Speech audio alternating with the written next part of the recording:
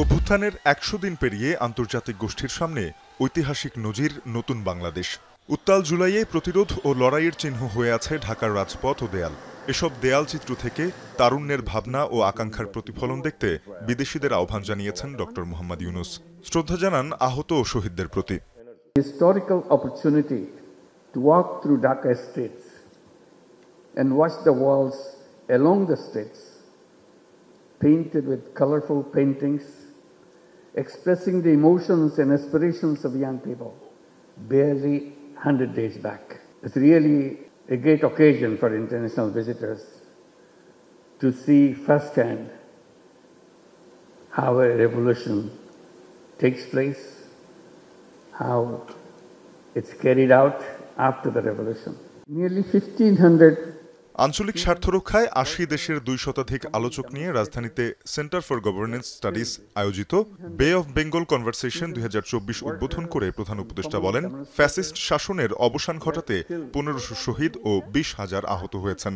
এই অভ্যুত্থানের পেছনে কোনো কেন্দ্রীয় পরিকল্পনা, নকশাকার ও অর্থায়ন ছিল না। মৃত্যু উপত্যকায় তারুণ্যই প্রতিরোধের শক্তি হয়ে উঠেছে। এই প্রতিরোধে পালিয়ে যায় স্বৈরশাসক শেখ হাসিনা। ২৭ বছরের নিচে দেশের অর্ধেক জনগোষ্ঠী দেশের মূল শক্তি হয়ে দাঁড়িয়েছে বলে উল্লেখ করেন অন্তর্বর্তী সরকারের প্রধান উপদেষ্টা। This was a student-led revolution to bring down a fascist regime which ruled the country for last 16 years. There was no designer, there was no central planning, and nobody was funding it. Ours is a country of youth. This makes the country very powerful in creativity. Our youth have the power to lead the world in sustainable development. আঞ্চলিক স্বার্থ রক্ষায় সহযোগী দেশগুলোর সাথে একযোগে কাজ করার বার্তা দিয়ে ডক্টর ইউনূস বলেন, বর্তমান সভ্যতা স্ববিরোধী অবস্থানে দাঁড়িয়েছে।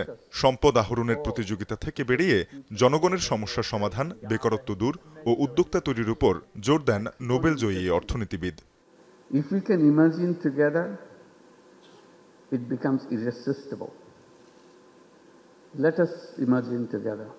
তানজিম শাফিন, এখন, Dhaka. Let us create a new civilization. মাঠের অলরাউন্ডার আমি, আর ঘরের all rounder Tylox. Tylox toilet cleaner, clean মানেই টাইলক্স।